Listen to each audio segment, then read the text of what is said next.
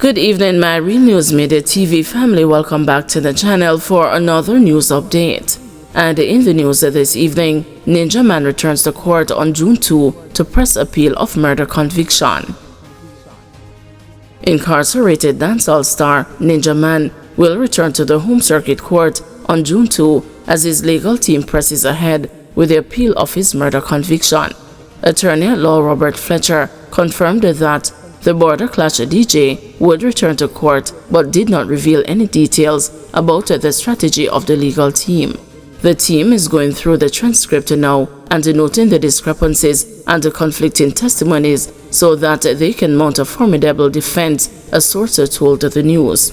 Ninja Man's murder appeal was impacted negatively by the sudden illness and the death of his attorney at law, Valerie Nita Robertson, the 71-year-old legal powerhouse who was spearheading his appeal. Robertson fell ill last October and passed away peacefully on February 25 this year, surrounded by her family. In a letter penned from his prison cell, Ninja Man said that Nita Robertson's passing has left him heartbroken.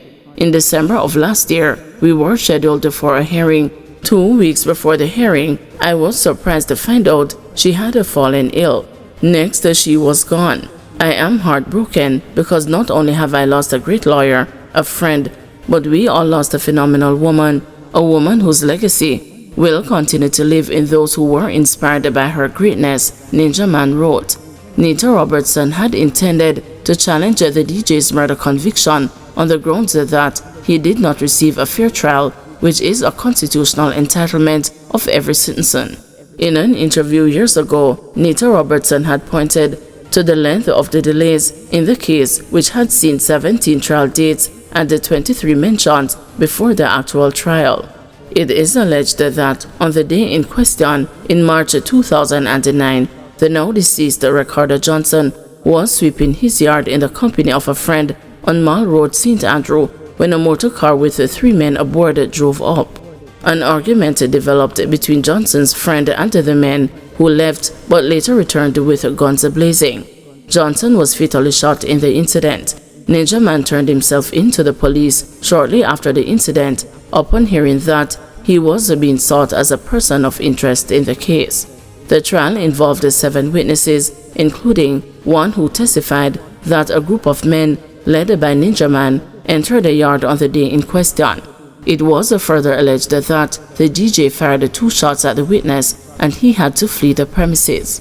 The length of the delay deprived him of his alibi witnesses, and that would have made a great difference.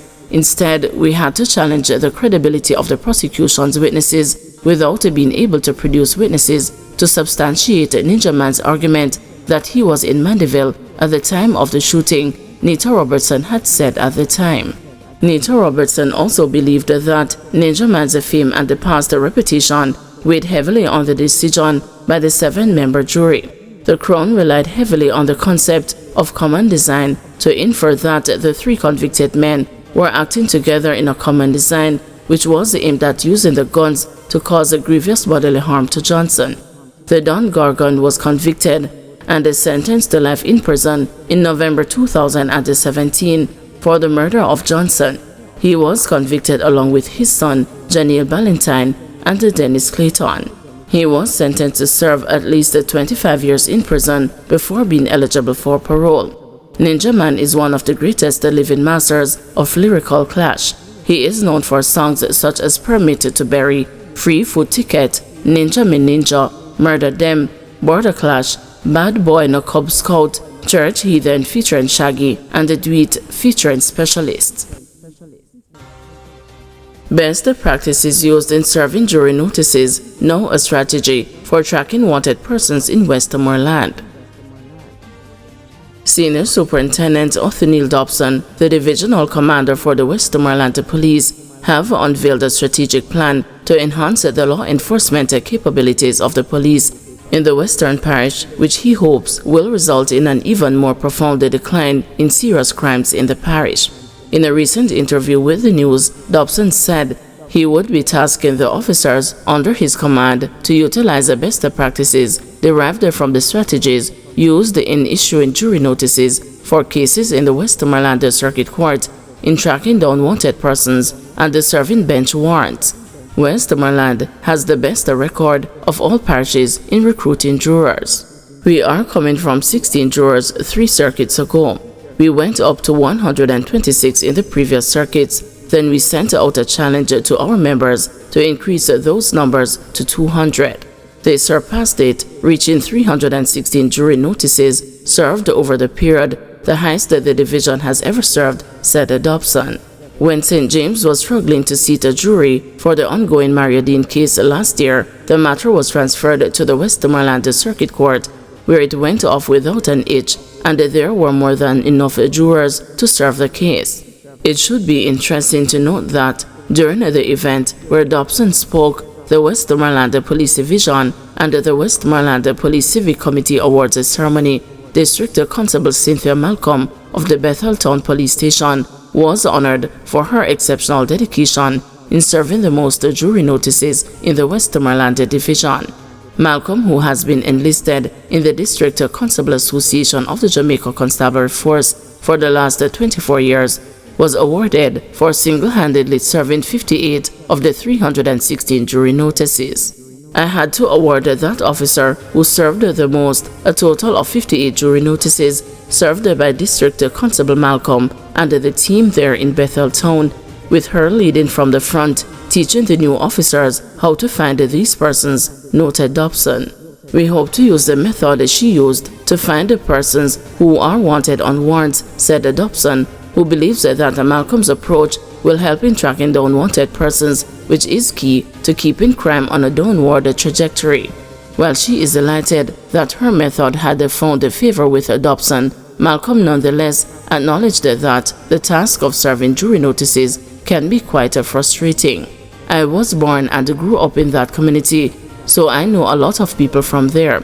However, sometimes you will find the people hiding from you, so we have to revisit them, said Malcolm, who did not disclose the strategies she uses to find the persons who might be trying to evade her, which Dobson plans to utilize. As it relates to juror duty, Malcolm said Jamaicans should not shy away from serving because it is part of the process that will ultimately help in creating safer communities for all Jamaicans. I encourage them as best as we can because you don't know when the shoe will be on your feet and you are going to need somebody to be a jury on your case. You must serve your country and do your civil duty, said Malcolm. Westmoreland, which registered 100 murders last year, primarily driven by rampaging gangsters, is enjoying a major reduction in lawlessness this year, much to the delight of stakeholders across the parish. Mother of slain teen dies days after his burial. Desireen Walker Campbell, the mother of 19-year-old Ovanda Tomar Campbell, finally laid her son to rest on Sunday and was set to fly back to the United States on Thursday afternoon, but the fate had other plans. Tomar buried Sunday and she dead this morning Thursday. Boy, me no know. Me have to wait because the doctor them said them go call me back tomorrow Friday, said Walker Campbell's sister, struggling to process her sibling's death. We are in shambles. We are lost for words, lost in this. This is just so sudden and heartbreaking. Just Sunday we bury our son. The cause of death has not yet been confirmed, but according to her sister, Walker Campbell did not show any signs of illness. She was supposed to go on a 1:30 flight back to Orlando. She added, distressed and confused. Her foot them just started to swell up, that was the only thing. Walker Campbell was described as a devoted mother, known for her calm and kind nature. Family members and the residents believe the stress of losing her son weighed heavily on her. Ovanda was shot and killed last November during an alleged confrontation with the police along Giltry Street in Rockfort, East Kingston. According to police reports at the time, he was among a group of men who opened a gunfire on law enforcement officers, leading to a shootout. However, residents strongly refuted that claim, insisting that he was unarmed and was wrongfully killed. Following an investigation, several police officers were arrested in connection with his death. But while there was a measure of justice in that development, it is theorized that the toll of losing her son weighed heavily on Walker Campbell.